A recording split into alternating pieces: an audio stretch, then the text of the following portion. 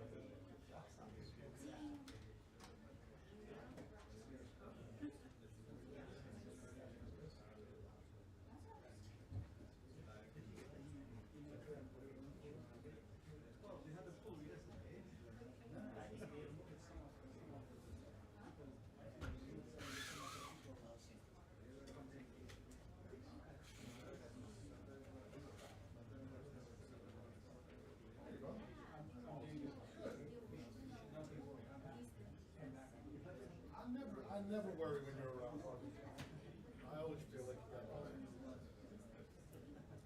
We love you guys.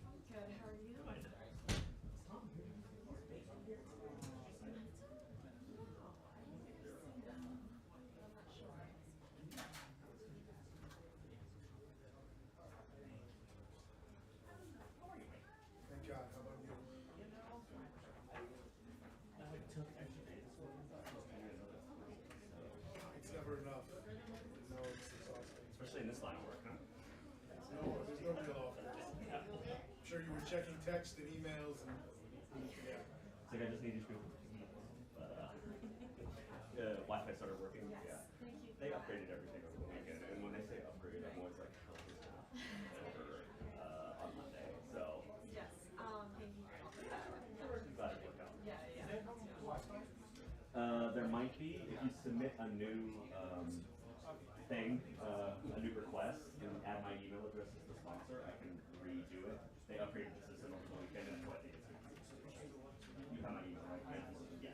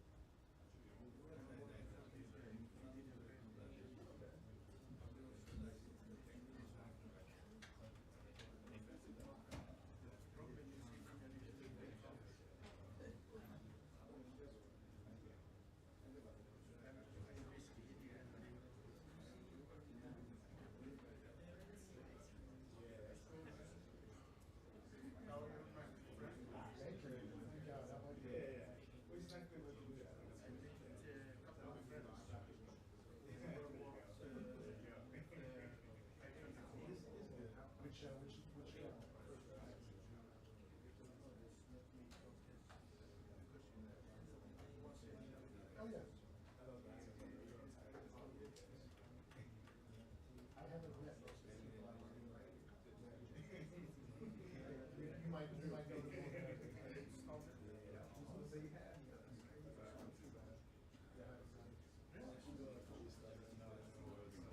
I'm so separated from the office.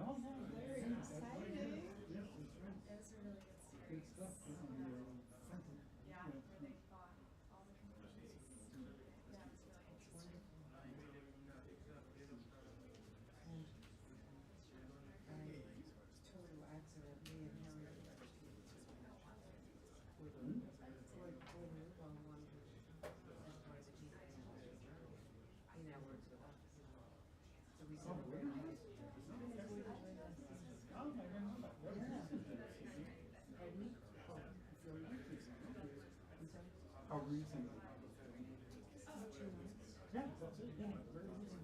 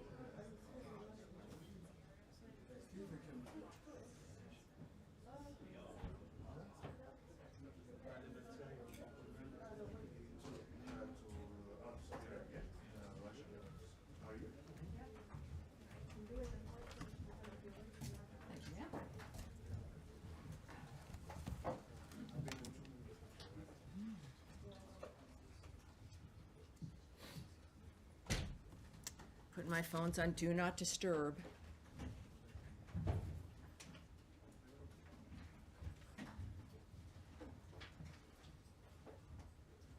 Cool.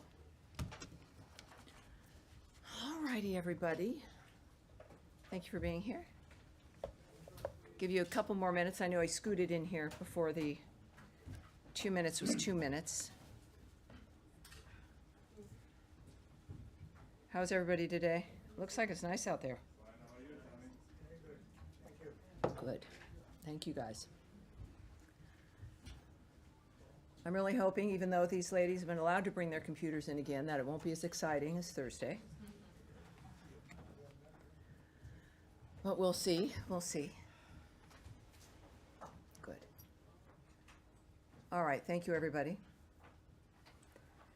So a little bit of a update here, an announcement for you. A couple announcements. The State Department has no higher priority than ensuring the safety and security of Americans, whether at home or abroad. To that end, President Trump has made it a priority to bring home Americans unjustly detained overseas. Yesterday, Secretary Rubio joined President Trump in welcoming home Ksenia Karelina to the Oval Office.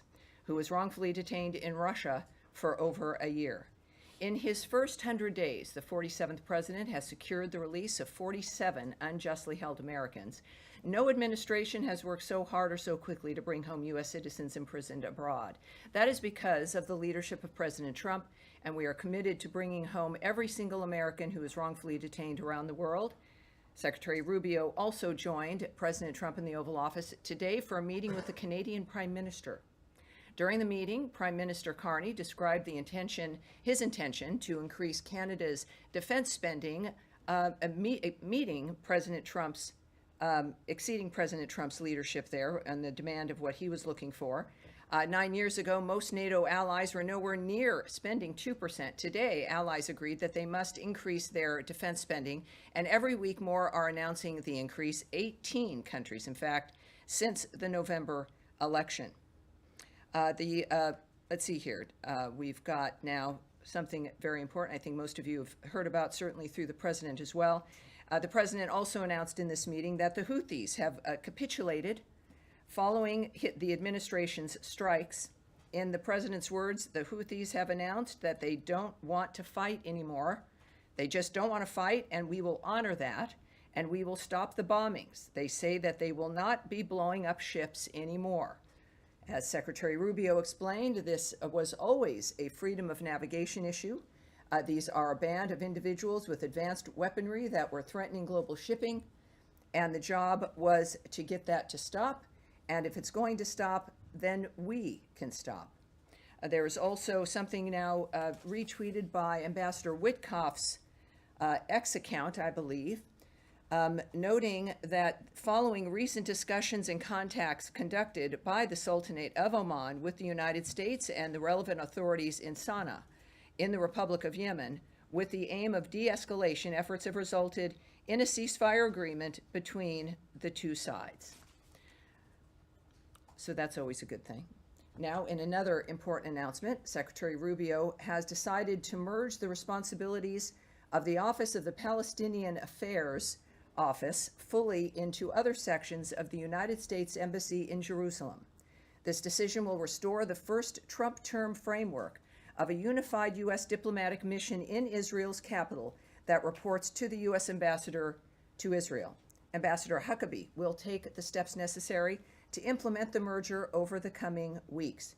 The United States remains committed to its historic relationship with Israel, bolstering Israel's security and securing peace to create a better life for the entire region.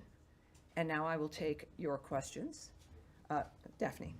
Thank you. On the ceasefire deal with the Houthis, could you give a sense of how the State Department was involved in this? What did U.S. engagement with Oman and the Houthis look like on this? Well, we've got some details. Again, I've noted to you what the Omanis have messaged, again, retweeted by Ambassador Witkoff.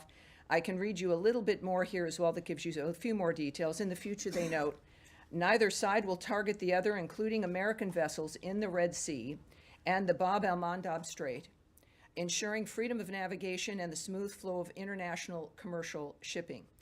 The Sultanate of Oman expresses its gratitude to both parties and their constructive approach that led to this welcome outcome, and hopes that it will lead to further progress on many regional issues toward achieving justice. So at that point, though, there's more that obviously you want to hear about, obviously some of the details, and I would expect I'll have more for that on that for you probably on Thursday's briefing. We'll look for it there. Andrea. Thank you. Can I follow up on that, please? Sure, of course. Does this ceasefire also extend to the Houthis not attacking Israel and Israel not attacking the Houthis as they have just today in retaliation for the attack by the Houthis against the area near Ben Gurion just a few days ago? Well, and just looking at the president's remarks, looking at this particular message from the Omanis, this is about the Red Sea, the attacking of ships, and the nature of the action that the United States had taken, making it very clear at the time that this was not going to be a pinprick operation, that we were going to continue this operation until the Houthis stopped attacking shipping in that framework. That is what I've seen here, and that's all I can remark on. And Ambassador Witkoff said last night at the Israeli Independence Day celebration that very, very shortly there would be announcements on expansion of the Abraham Accords. The president also today said that there would be a big announcement next week that was very positive, that he was just, my word, sort of teasing about it, but. I think it'd be a classic, with talking about something before it lands without, giving too many details. That is certainly, of course, my situation here as well. But when the president says there's going to be a big announcement, I would take him seriously. And he would, of course, I think, put it that way in the fact that it's very good news for people. And what about Ambassador Witkoff saying very, very shortly there would be an expansion of the Abraham Accords? Well, I will wait for the secretary when it comes to the details of what's going to be described and announced in that regard.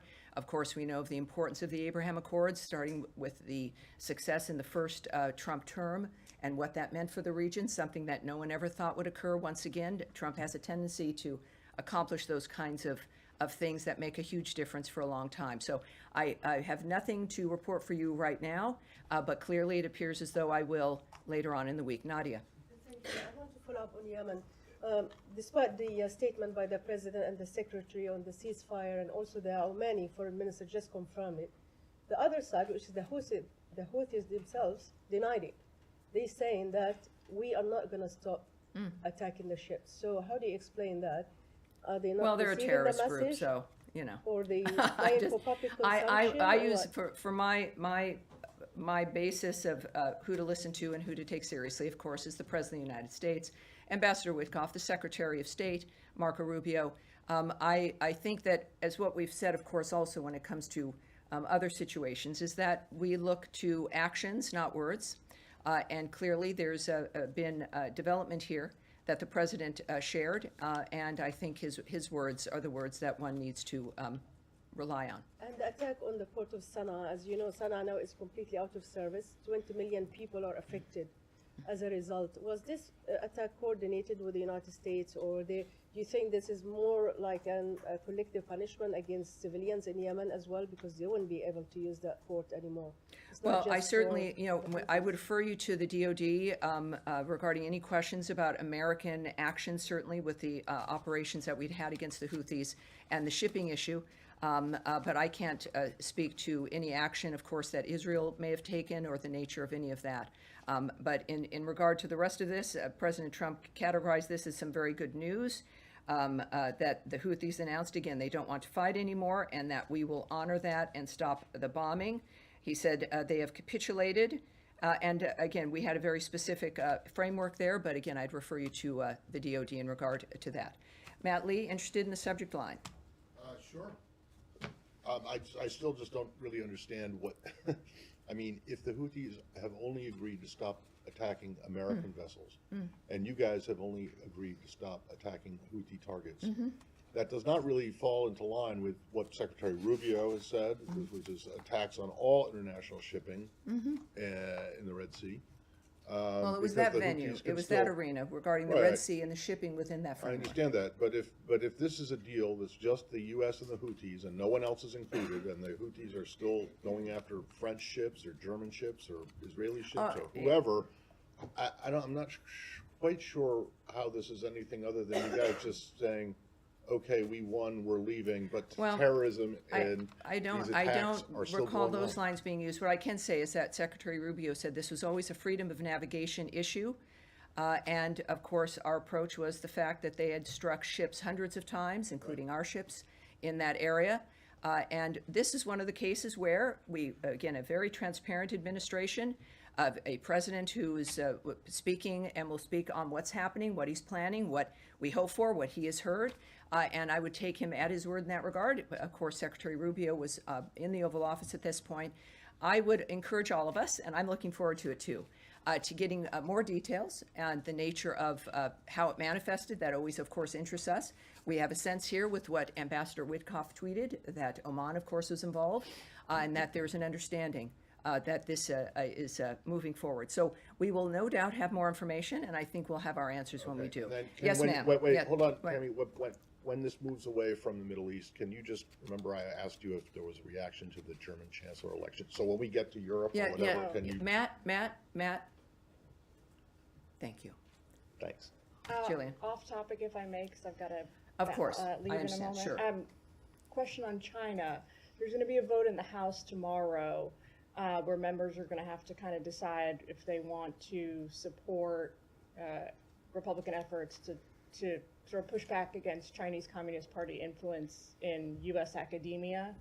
Does Secretary Rubio have a position on deporting these students here that are like associated? It's called the Confucius Institute, Yes. as you know. Well, I can't speak about that particular issue, but of course Secretary Rubio has made his position clear about the kinds of individuals who are going to have their visas revoked or not renewed, involving whether or not their actions affect our foreign policy interests, or are the opposite of what it is they said that they would be doing here if they engage in certain kind of behavior.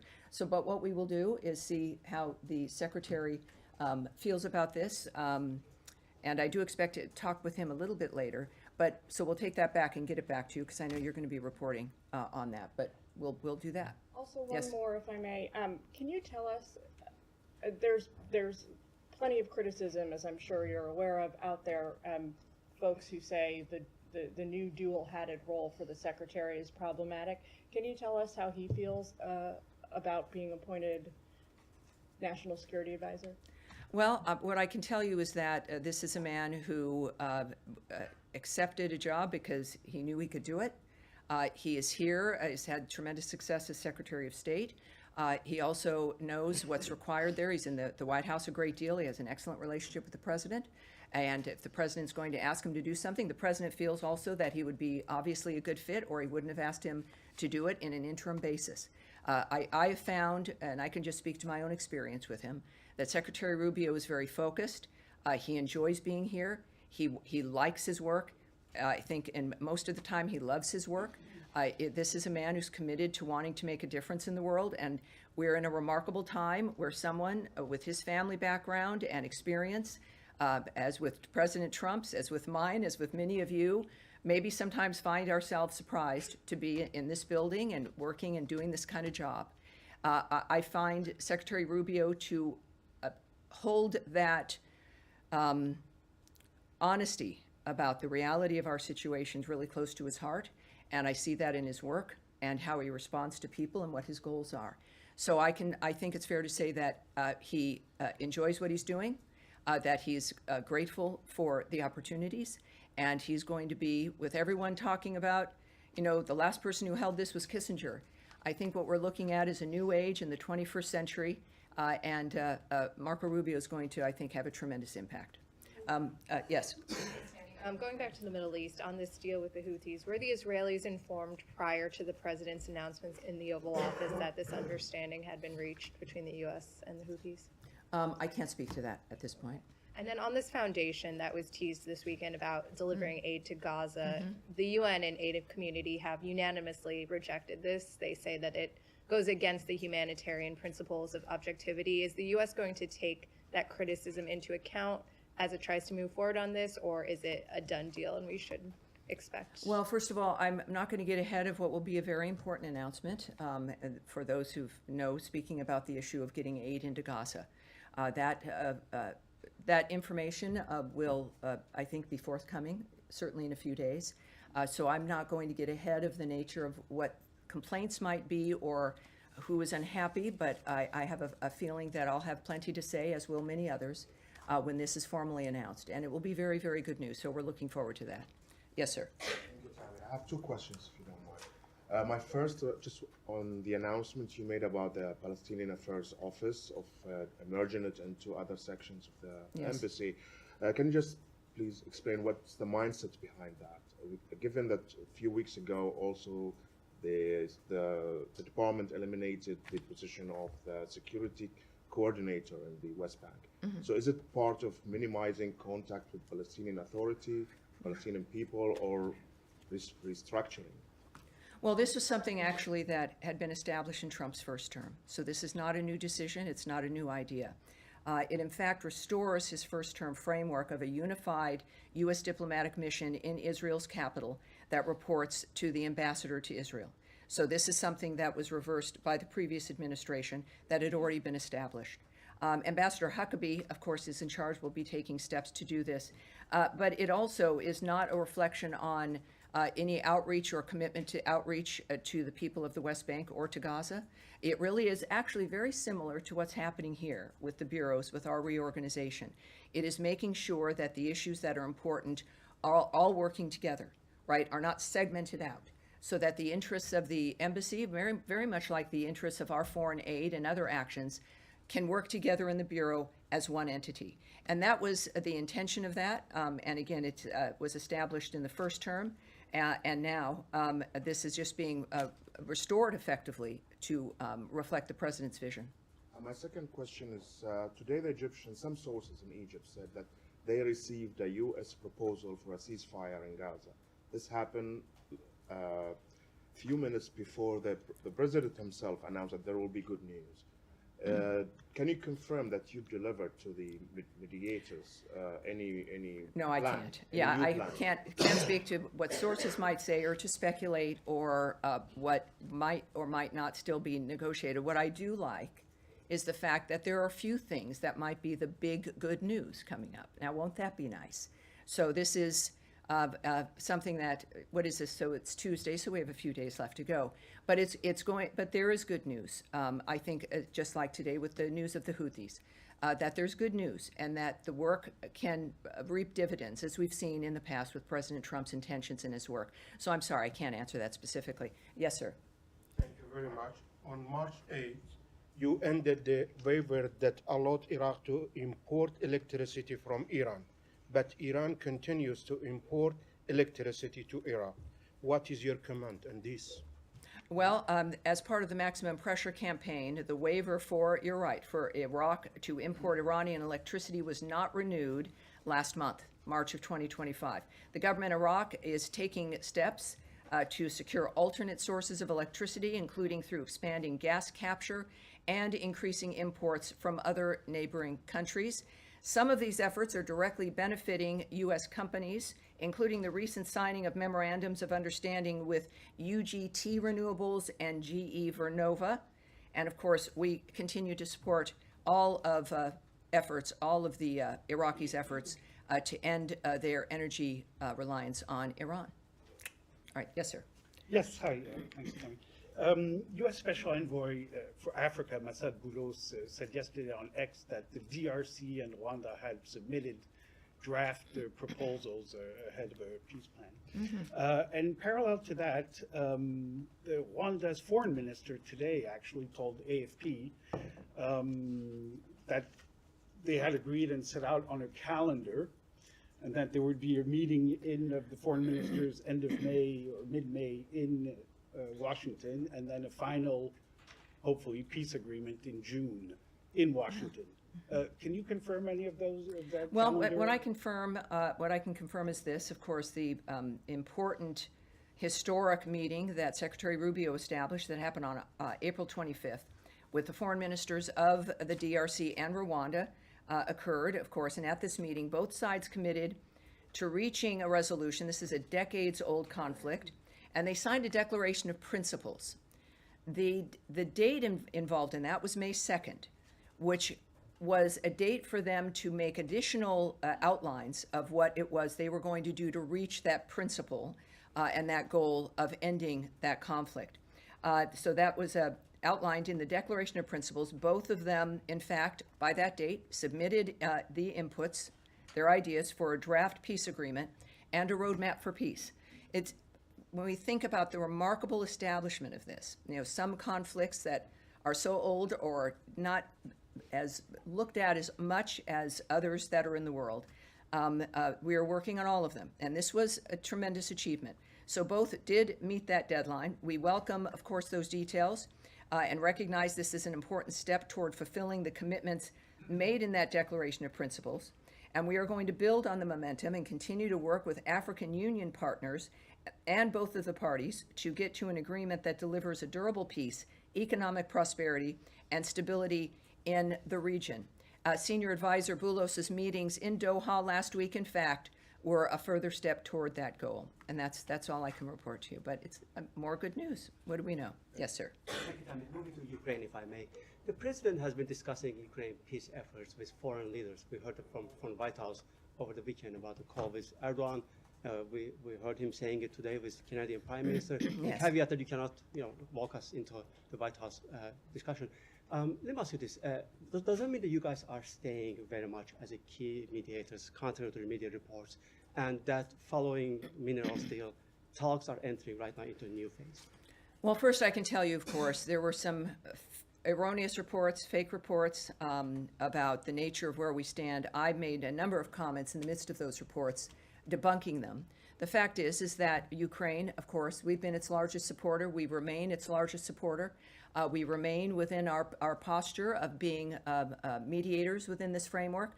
But as I think I said to you last Tuesday, a week ago, was that we do recognize, and everyone has to, that both parties must come up with their proposals for an enduring peace, that we are looking for that progress. And that is because we have a time, in our minds, the president has noted that this can't go on forever, as has the secretary. And so the framework of if we were to withdraw as a mediator would come if we don't see progress from the parties. And we do. The president has made recent comments about his continuing optimism about what was possible. And of course, the secretary also has been traveling a great deal and continues to. But our commitment is not one that is fainting. It is not one that was brief.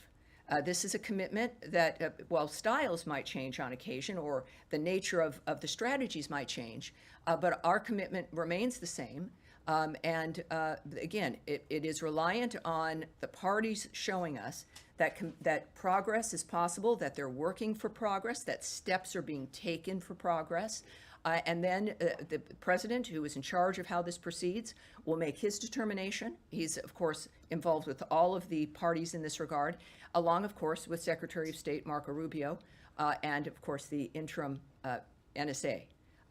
So we're sure about that. I appreciate you bringing it up because there's a lot of fake news. I think we've been extremely clear, and I appreciate the opportunity to be clear again about our commitment to Ukraine. Thanks so much for that. When you say both parties, I'm failing to understand why Ukraine is in this let's say group.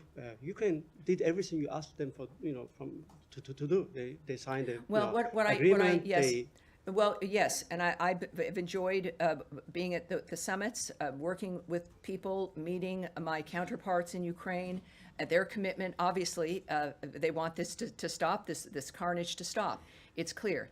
But I'm not in every room and with every conversation. What I convey to you in my role is what the Secretary of State has said and what the President has noted, is that the parties must come together with concrete efforts and acknowledgments and ideas and strategies to end the conflict. So when that is something I convey to you, I'm not going to speak for the Ukrainians, certainly not for the Russians, but both parties, within the framework of the conversations that the negotiators and diplomats are having, must participate in that framework. Yes, ma'am. Thank you very much, Tammy. I have two questions. One on the U.S. diplomatic missions. Another one is China and Russia, if I may. Regarding the closure of U.S. diplomatic missions overseas, can you confirm that the United States is considering closing the diplomatic missions in 27 countries around the world, and will also close its consulate in Busan, South Korea? And the second question, it has been reported that Chinese companies are producing missiles in Russia, and Russia's Kremlin announced that it would strengthen solidarity with China to celebrate the victory days. What are you concerned about China and Russia's military cooperating? Well, what I've said several times from this podium is that there are several nations that are responsible for helping move the carnage that is unfolding in Ukraine in this war. That many nations are responsible for the nature of how it continues. And I've stated that several times, the State Department has as well, and so I'm going to leave that there. Regarding our missions and our consulates, I have nothing to report for you at this point regarding the nature of what will be transpiring, but I will ask if we can take another look at perhaps if there are announcements or any updates on that particular dynamic, we'll get back to you certainly. Yes, sir. Glasses. Yesterday there was a meeting of United Nations Security Council where all the permanent, non-permanent members were there, including U.S. That meeting was on the Pakistan-India tensions, and all the members were of the view that the only way to resolve Pak-India tensions is to resolve the Kashmir issue. And I'm sorry, to do what? The Kashmir issue should be resolved. The Kashmir issue, yes, Kashmir of course. should be resolved through UN Security Council resolution, which were adopted and approved. Like many decades ago, US also approved it. So just wondering if you want to say about something or any position. There's, as we know, this is a dynamic, serious issue. So I'll repeat some of what I've said before, but as you know, I'm limited here. It remains an evolving situation. We clearly are still closely involved in monitoring. We continue to urge Pakistan and India to work towards a responsible resolution that maintains long-term peace and regional stability in South Asia. We remain in touch with the governments of both countries at multiple levels. We are not watching from afar in that regard. We are engaged. We're aware of various reports that are happening in the midst of this very delicate situation. And of course, I think without being involved, certainly in the phone calls, it's comfortable to have tremendous trust in the President and in the Secretary of State when it comes to how this is unfolding. All right, yes, sir. Yeah, thank you. We'll move on. Do you confirm that there is a meeting with Iranian this Sunday? This is the first. And the second one, is there any connection between the Houthi ceasefire and your diplomatic engagement with Iran? This is the Houthi dynamic and other things that are unfolding. We have news every day, fortunately, much good news. And this has been a commitment from day one, right? From the moment and before, certainly back to his first term, what President Trump has been interested in. So while we're going to have all kinds of things that might happen at the same time, it's important to not conflate them. That we have results of things that have been worked on for weeks and months that are now coming to fruition. Also, the President's interest in, as an example, the aid to Gaza and his personal involvement and commitment to having that get resolved is something that does make things move faster, but everything his administration does is fast moving. So I would say that is to be cautious in the fact that we're looking at the development of things that are important, but have been in the works for a long time, and are not tied to a certain development or linked to one thing or another. But you're going to have things happen at the same time when you've got a singular region, multiple issues happening, multiple negotiations, multiple efforts for ceasefires. Inevitably, things are going to happen simultaneously. But I think that is the result of the kind of work that we've been engaged in for weeks now. And so that's all I can say about that. The meetings with Iranian this Sunday? We've had that question before. Certainly last week we addressed it. I have no specifics for you about what is occurring, and I can't confirm what will occur. But as soon as we do, and if we do, you will hear it right from this podium here. All right, yes, sir. Thank you. My wise colleague that I asked one of my questions, but the Trump administration released a budget blueprint on Friday. It's not a leak or a draft, it's an actual budget blueprint that they send to Congress, and it includes massive cuts for the United Nations. So with Ambassador Designate Waltz heading there, presumably at some point this year, what is going to be his mandate? Is he going in with priorities to advance certain U.S. interests, or is he going in with more of like a Secretary McMahon's mandate to kind of start to unwind things, so to speak. What is his mandate going to look like? Well, I think that conversation is something that President Trump and soon-to-be Ambassador Waltz would be having. What we do know is that what the White House submits to Congress is a budget that reflects their commitments and what they want, and it certainly is consistent with the nature of what they're trying to do with government, which is not just for the sake of making it smaller, but making it more efficient. You've got to be nimble, and you've got to know what your mission is. You've got to be spending money based in a way that is a reflection of what the American foreign policy is, what our values are, and that bigger doesn't necessarily mean better. It certainly doesn't mean necessarily that you can get things done. As a matter of fact, more bureaucracy, the less that you're able to accomplish. So from the start, and I have a feeling we might be talking about this for 4 years, is the fact that just because something is changing or looks different doesn't mean it doesn't exist or it's not going to do the same job. It will do a better job. That is always the goal, and that is the focus. So, and then, of course, this is a budget recommendation from the White House, and then we will watch that unfold with Congress, but it certainly reflects the president's agenda and his goals. Yes, Eric? Yes, Tammy, if I could ask, we've seen reports the last couple of days about, you mentioned the president's statement today about the Houthis and their ceasing of attacks on U.S. ships. But we've also seen reports in the region that Israel is calling up more reservists for a potential expansion in Gaza. Can you speak to the challenge of fighting all of the different Iranian proxies at once? And is this an area of concern as far as the potential for an expansion in the fighting and the conflict in Gaza? Well, you know, we've seen clearly the nature of Hamas and that it has to be wiped off out of Gaza completely if there's to be any peace. We certainly have seen the impact on Hezbollah as Israel continues to defend itself against that armed squad of Iran and the Houthis as well. The good news is the United States, of course, can do many things at once. Israel also has a right to defend itself. And as an ally, we support that, and we clearly have made that clear to the world as well.